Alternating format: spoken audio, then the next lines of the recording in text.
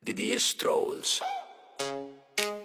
Dutiklen, mga aninong nagtatago sa dilim. Pakinggan nyo to.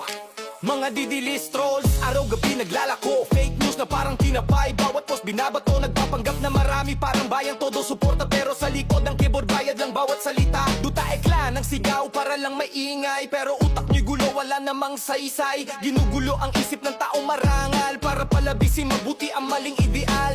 Hindi na kayo naawa sa halagang kakarampot. Binenta nyo ang dangal, pati laman ng bulsa'y sagot. Ipinapakain sa pamilya ang kita ng kasinungalingan. Yan ba ang yaman na gusto nyong ipaglaban? Ipahid nyo sa mukha nyo ang kasamaan nyo, mga didilis trolls. Saan na ang puso nyo? Sa ludaek lang kayong alipin habang bayan ay luhaan. Pero Marcos ang tunay, nagmamalasakit sa bayan.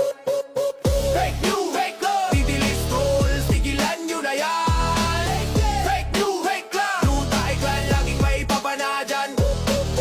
Fake news, fake love, didilis trolls, tigilan nyo na yan. Fake news, fake love, ludaek lang laging may pakana dyan.